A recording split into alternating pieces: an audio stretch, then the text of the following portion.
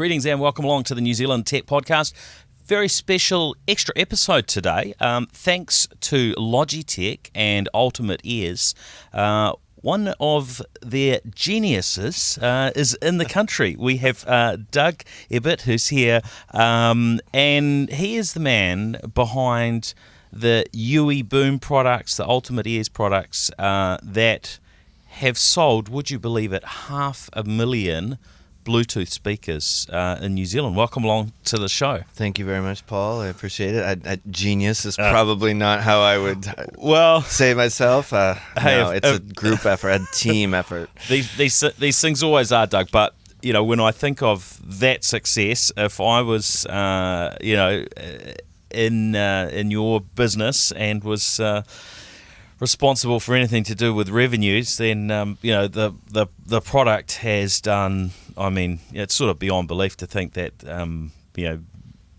you've sold that many speakers, and and that's New Zealand alone. Yeah, I mean, the sales around the world, it's been over 12 million. Yeah, worldwide. I mean, New Zealand is very unique. I mean, I wish I could copy it 100 times over because they are per capita the number one in the world, the number one country in the world around the entire world. Wow. So very special. Like, I'm humbled to be able to be invited down here and get to talk to these rabid fans. That it's just amazing to me. So what I'm curious, I'm really interested in innovation, how it happens, how to brands make sure that they grow and improve, and that they meet the needs of the markets. So they thrive. And I spent some time a year or so back with the inventor of the digital camera, who was employed by Kodak in the 70s, and he invented that. But of course, Kodak had a pretty sort of sad tale ultimately with bankruptcies and so on. And most of what you see from them is them licensing their brand today. Yes. And then I look at the smartphone manufacturers, and there's the Samsungs and Apples and Huawei, who have done incredibly well, but there's a whole lot of other brands that haven't really that get such a small slice of the market. Yeah. And so I'm really curious about this story. What was your background? How did you end up at Logitech? Well, I got really lucky. I mean, I worked for Intel for like 8 years, way back in the day, and I was introduced to digital audio, and we were doing some like streaming audio way back in 1999, 2000 kind of thing. And then after doing that, after grad school, I got introduced to a company called Rio. So I was really fortunate. I got to make the first MP3 player before the iPod, and so that was so cool. Super cool. Rio. Yeah. Oh, I remember like 50 songs in your pocket. This is gonna change the world, and everybody was on, still vinyl and CDs, and like this is it.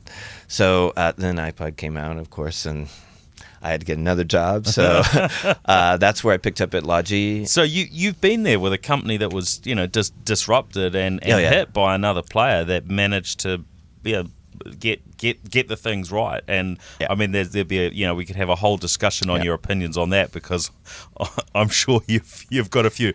Is there one takeaway if you look back in terms of what you think Rio maybe got wrong, or was it just Apple getting so much right from how they marketed it, and that they were a firm that was able to drop a fair bit of money and get a lot of attention?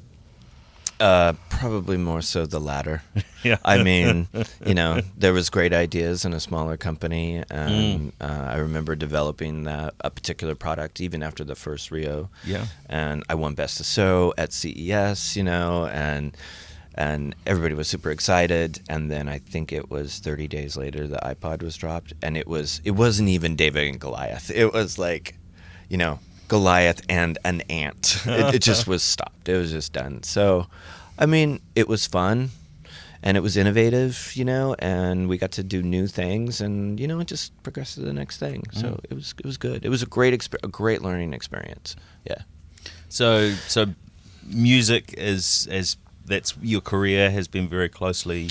Yeah, I've been very fortunate about music and been associated with music, and it's been really great. So after Rio, I went to Logitech. It's a small community, the whole digital audio, and like everybody knows everybody, and all the way from Apple and Google to everywhere. And so I was fortunate to be invited to Logitech, and I did the iPod docks. And then I did, headsets and earphones and headphones and Bluetooth speakers and Wi-Fi speakers and internet radio stuff, like all this thing. And so it came to a point where, you were doing iPod docks. People wanted to take them with them. Some of them had batteries. It was super clunky with the 30-pin, right? And it was black plastic with silver accents. And basically, the leash was kind of let off by Ultimate Ears. We had a great general manager, and he's like, "I want a home run. I want something different. Go find out what people really want." And so we spent some good time with a great design agency around, and we came up with Boom. And so back when did then, that first UE Boom come about? When was it's like 2013, but we started it well before that. How well before that? I would say we were investigating that in 2011. Yeah. We don't make products that we don't do the Lego model. I mean, every product is a system. Every audio acoustic product is an acoustic system, and even though they might look similar, if you change one thing, whether it's the sensitivity, the power, the acoustic volume, whatever it is, I mean, you start from scratch. All of the drivers are custom designed in Camas, Washington. We don't buy off the shelf. I mean, my latest product, Hyperboom, I think we went 4 or 5 iterations just on the woofer alone. I mean, we built an anechoic chamber for developing drivers. We're serious about audio.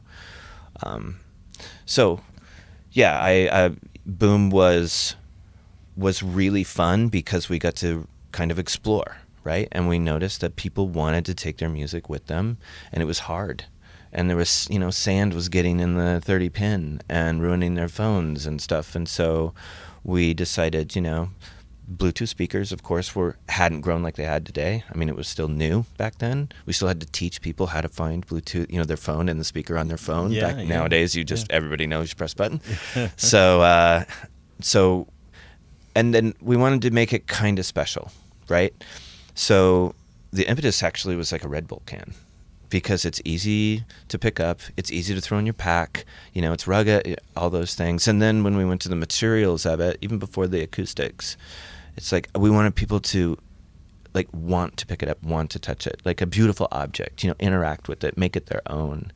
And so just the elastomers and the polymers that we used on it were not off the shelf. They were very special. They had repairing properties to them, the color fastness, they act as a shock absorber, they sealed, they flowed really good in the tool, when we shot it. It was really special, lots of different colors. And then the fabric that we used, again, we went to Switzerland to a company, and I mean, I remember sitting by the weaving machines, and we designed the warp and the weft to be specifically tough and acoustically transparent and color fastness.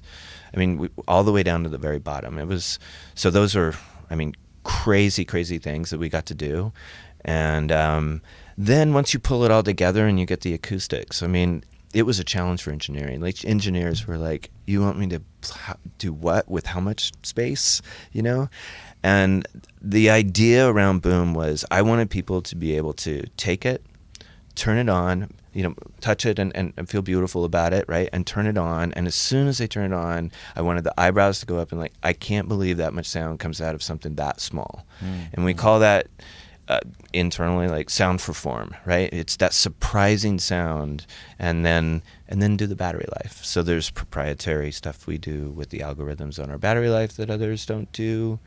Can't go into too much detail, but basically there's a way that you can track a song and buffer it and know when the peak needs, and only give the battery when the peak needs and not give it when it doesn't.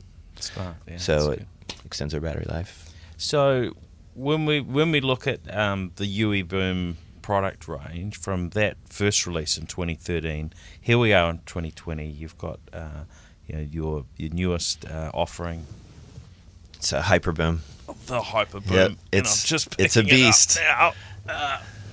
Can it swing it around for anyone that's watching the live stream?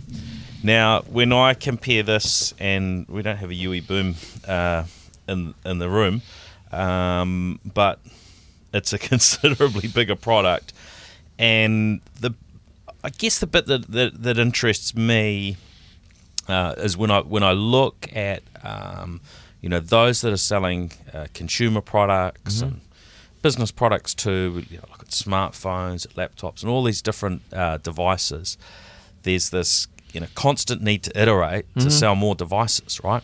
And I guess for Logitech and ultimately, as there are some things like with Logitech with a mouse and a keyboard, those things you sort of rotate over, they wear out a bit. There's a new design and whatnot, and you get another one. But your initial speaker was really good, right? And then you've had these different generations. I mean, how does that sort of cycle work, and how much pressure do you get under? Because any business is not ever looking for sort of sales to drop off, but I mean, you sell 500,000 UE Boom products in New Zealand. Surely those who want a Bluetooth speaker now, everyone's got one. How do you keep bringing people back to buy the next new iteration? But I think that's almost the wrong way to think about it. At least the way I'd help design products, right? Sure, you're looking to serve a. I'm looking to solve a problem, yeah. and if I just made products based solely on the competition and price points, I'll lose. We're small. Yeah.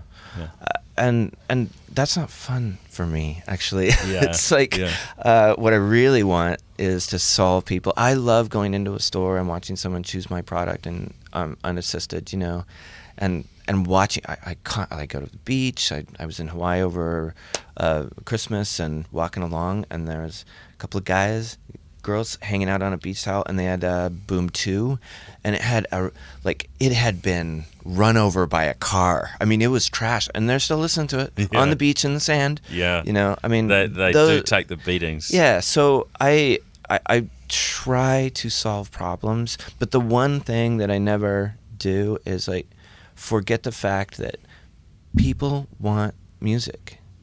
They love music. And I want to give them a musical experience, right? And the very best musical experience you can. Like how hard is it to wrap your head around that? I think people overthink stuff too much, And innovation just for innovation's not solve problems. That's innovation. So with Hyperboom, for example, it wasn't like I need another thing in the product line. We went back to our users and around the world, and these are rabid fans, and I'm like, what do you love and what don't you like? And everybody's like, oh, I love it. We party up with it. We connect them together and everything, And they were a bit shy about saying what they didn't like, and we pushed them, and they're like, well, in a group party, it just doesn't go loud enough and it doesn't go deep enough, Yeah. I mean, we party them up and we use them all the time, and so we did some more research, and it was a real rough job. Over summer, we had to attend a few parties, small, medium, and large. But in all honesty, we watched people. Yeah. We watched people, how they used the speaker, where they used it, when they used it, who was using it. And one of the things with Hyperboom that kind of fed into Hyperboom was that we watched people try and share their music at a party, and everybody failed, and everybody gave up because the music had to stop.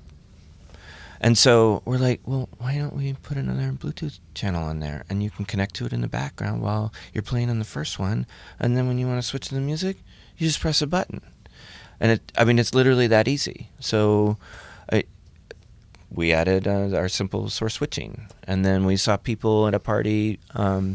Often they would plug in an iPad over aux, and they'd use that as a DJ. So we added aux. And then our people are like, there's big gamers out there. It's like, well, let's put optical audio in so they can connect to an Xbox or a PlayStation easily, and use it. And let's make it so that you can connect all four sources and leave them connected, but just switch between them. So just simple stuff like that. I mean, acoustically, you'll notice this is not a cylinder, and it is not small. It's like 13.5 pounds, and it's a Tower of Power, big diamond-shaped square, and there's a reason for it. Like, we didn't do it just to be different. In fact, we had lots of debate on should it be a cylinder. And basically, with this speaker, it was great. We absolutely started with acoustics first. We didn't start with like life-proofness and portability, etc. And so to get it as efficient as possible and the footprint as small as possible, we started with this, and the engineers were rabid. I mean, I'm like, look, this is the level of sound we want. Go nuts. And they were just, everybody wanted to work on the project.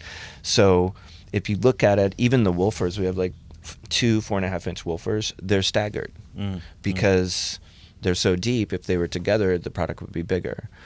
But the tweeters are exactly in the center and perfectly on phase, so that balances that. The entire back side of the diamonds on each side are passive radiator. I mean, each passive is bigger than an entire boom. It goes 3 times as loud as a mega boom and 6 times the bass. I mean, we had trouble it walking off the table when we first started the early prototypes. Like, we worked on the feet a lot. But then we also noticed that when the first prototypes came in from the engineers, I told them I want it loud and I want it low, and it was too low for small rooms. And then so it proposes another problem. Do I want to make people download my app and use the EQ to adjust it for a room every time? No, that's stupid. So we develop a proprietary adaptive EQ. So there's a microphone on it, and it goes and it listens to the reverberations of the room, and it will change the EQ. And if it's working perfectly, you won't even notice. It'll sound amazing. Low volume, high volume. So just simple things like that. Yeah. So you've been on this journey for I guess nearly a decade now. Yeah.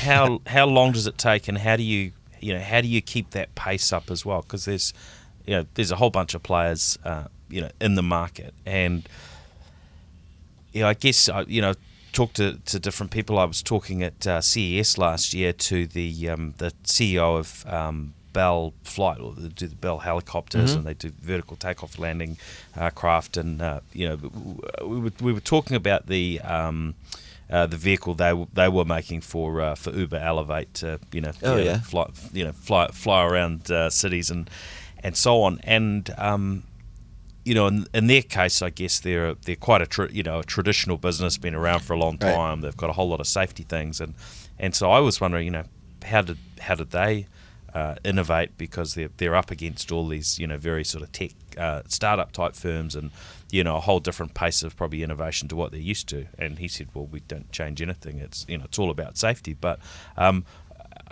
you've got to get this product out to market without spending 10 years to figure it out. Luckily, I don't have the FAA to pass safety stuff for this. There are other things, but probably not too many issues unless you're causing blood to come out of people's ears. I think our philosophy at Ultimate Ears is that we want to solve problems. We want to solve problems for users. I'm really not worried about competition. That's going to take care of itself. And innovation is about solving problems that people care about. It's not about adding another button that does some feature no one cares about. And I don't think that's innovation.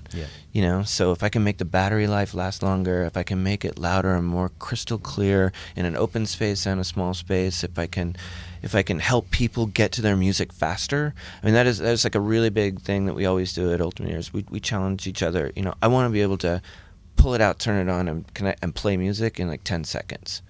Like none of this business of I can't find it and who's on it and why isn't it. That's what I want. Simple. Because people will reward you for that.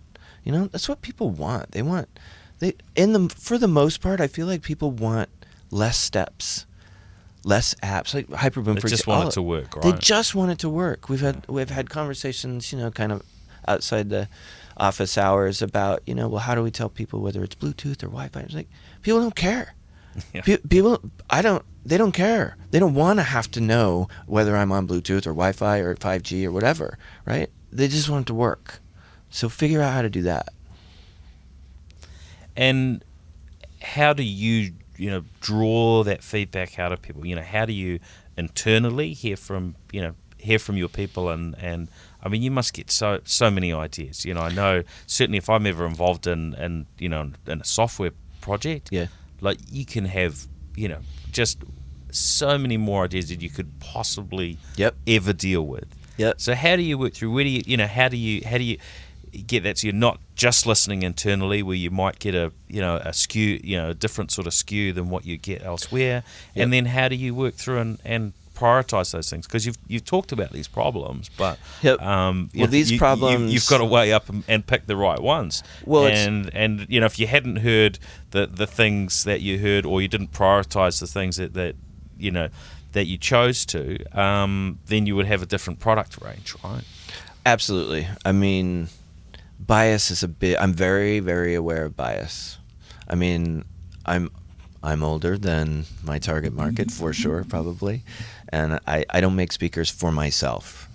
I make speakers for other people and solve those problems. And we do a lot of research. There's not a whole lot of, I mean, at certain levels there's some gut check kind of thing, and some risk, but we do a lot of research. We have lived with people, followed them around, talked to them, shopped with them, gone to parties with them. It's not, we do a ton of research. And then distilling all that down into what the problems are, I mean, that's my job, right? I mean, I have to figure out what do we want to add, and what can we afford, and what will people really care about, and working with engineers, they're fantastic. But I've often had conversations of, well, just because we can doesn't mean we should. Like, I don't want to add another button if people don't care about the button, right? And then, on the opposite side, you've got marketing, and they're like, just because we can doesn't mean we should. Like, just keep the user is always in the front. At every conversation, at every level, it's all the way down to packaging. I mean, it's always about the user, and it's about music. It's really actually a very simple thing. I mean, how can you not get excited about music? I mean, music makes memories, and I want people to use my products so they can make great musical memories. If you go back and you think about the great times in your life, often those are triggered by a song you hear on the radio or streamed to your Spotify, right? So I love being part of that. Yep. But you sit within a firm, and any firm of scale, you're gonna have pressures from different people who are incentivized in different way. There's all these pressures. Uh-huh. How do you deal with that and get the outcome that you want without being unduly manipulated by different so it's like two sections things. of the organization? So it's like two things. It's right. like, know your audience, right? Who are you sitting with finance today, or are you sitting with marketing, or are you sitting with manufacturing or engineering? So know your audience. Yeah. I think the other thing is it's focus. And remember, I'm the principal product manager of them. I'm like the shepherd, and I keep people focused. I don't do the engineering. I don't do all of the marketing. I'm the person that says, look, this is the path we want. So I look at myself as the champion of the product. And when you start to go off track, I champion the cause, and we talk about it in terms of, the value proposition to the customer. And so the decisions we make, whether to add a feature or not, can we afford the et cetera, it comes back to the customer. It's like, will they care?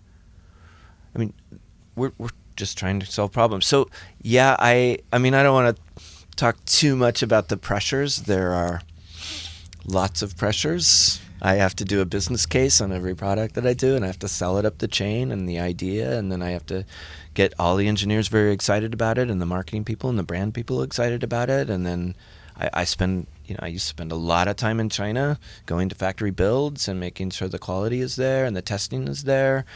I mean, I am involved at every level for sure, but I don't like I'm the champion of it, basically. So if it's successful in the market, my philosophy, honestly, is like every success should be shared with everyone on the project. And a good champion will be, if there's a problem, you're first to step up and say, I own that. And, people will work to death with you if you'll do that, I've found anyway. So who would be, when you think over the years, what would have been the biggest challenges that you had to solve across, building a product like this? Where are the biggest,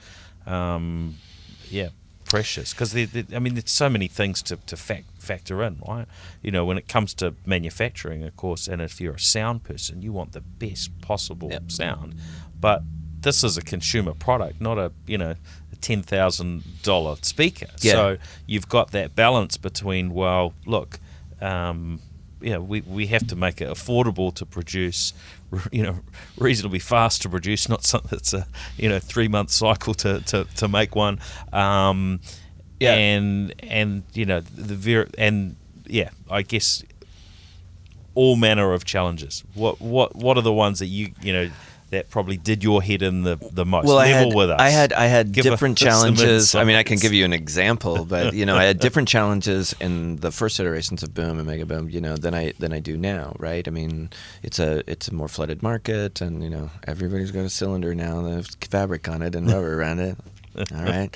So, I mean, there are those kind of challenges. So early on, I mean, using the new materials and getting them all together was a challenge. I mean, I don't know if anybody notices, and maybe they do subconsciously, but I remember working at the very first Boom, and we don't want people to know how this was made. Like, we don't want them to say, oh, you unscrew it here, and this is how you pop this up. Like, we want all of the parting lines to be perfect. We want all the screw bosses to be covered. I want people to look at it as an object of this is amazing. How did this come together? I didn't want it to look purposely. This is how you put it together, and it was new materials, right? And acoustic transparent materials, waterproof materials, weather resistant, sun fade, and you still have you've got extreme temperatures. I mean, it'll work in the snow. It needs to work in Arizona, in the sun. Putting all those things together took time, lots of prototyping, amazing engineers. I'm super lucky. I get to work with really, really genius people. Hyperboom, I mean, I guess there's an anecdote for this. It's the first time it goes to 100 dB. And down to 45 hertz. And I remember when the prototypes were coming in and we were wrapping it with this acoustic transparent fabric, they have to go over a grill, right? And the grills need to protect the soft dome tweeters and the woofers and everything. Of course. And the grill also has to go over the passive radiators. So it's a sealed unit.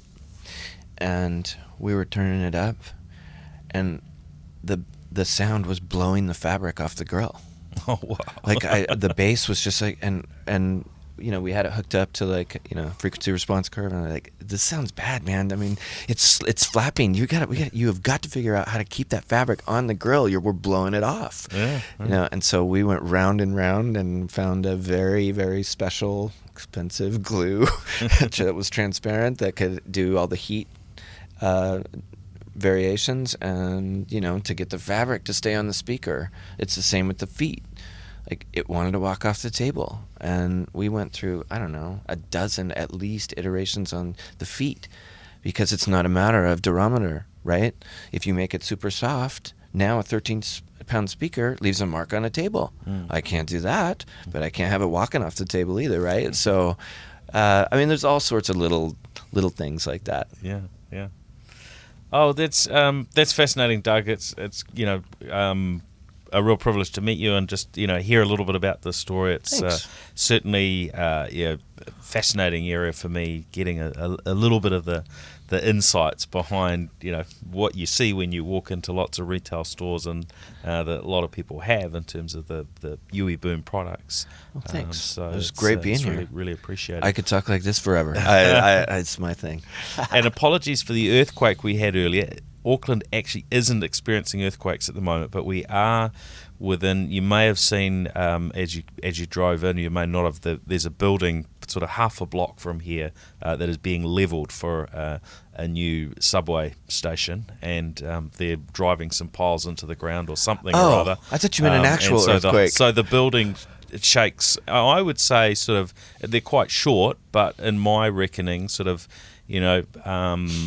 it feels like a sort of 3.5 to 4.5 on the Richter scale. I didn't even notice. Been in a few earthquakes. I didn't even notice. Oh, that's good. So, hey, well, great to see you, and enjoy the rest of your. I guess you're doing a little bit of a launch tour, are you? Today is the last day of the last city of the 3.5-week tour. So I've been on the road quite a bit between Portland, New York, Oslo, Stockholm, Sydney, and now Auckland. And I'm excited. It's been a fun tour. Thanks for having me. Oh, that's great. Now, do you know when are these rolling out in stores sort of immediately? So they'll be available in limited retailers here in Auckland, or in New Zealand, next Monday. Okay. So we've announced it's $5.99. And it's simple Bluetooth. Don't have to set it up, just like every Bluetooth speaker.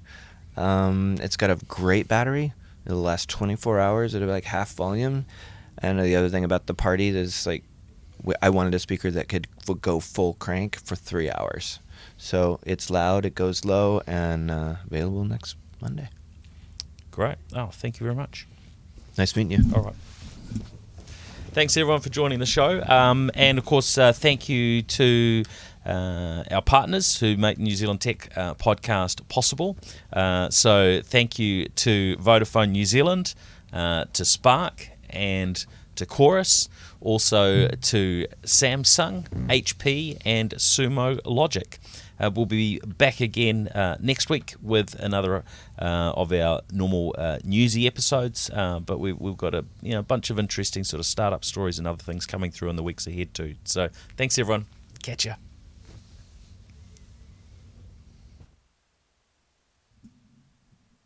All right, how'd I do?